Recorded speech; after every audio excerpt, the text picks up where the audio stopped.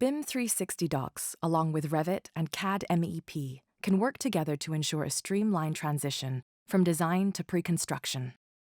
In this workflow example, an HVAC design in Revit needs to include fabricated parts for refrigeration and condensation lines. An issue is assigned to the fabricator in BIM 360 docs. Rather than starting from scratch, the HVAC designer can help the fabricator complete their task by exporting the HVAC system as a fabrication file that the fabricator can leverage with CAD MEP. With design data in CAD MEP, the fabricator can review the model from different perspectives to understand the layout of the design.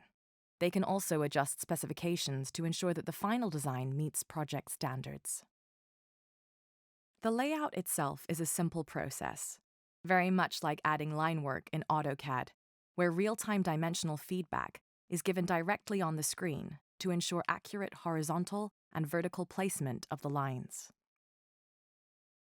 When the design is completed in CAD MEP, the updated HVAC system can easily be imported back to Revit using the same data transfer tools.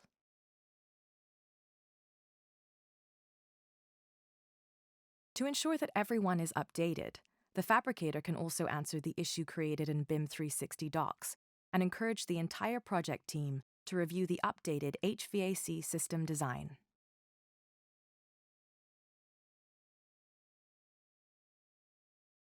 Upon notification of the task's completion, all interested parties can review the design changes and even compare the current state of the design against earlier versions.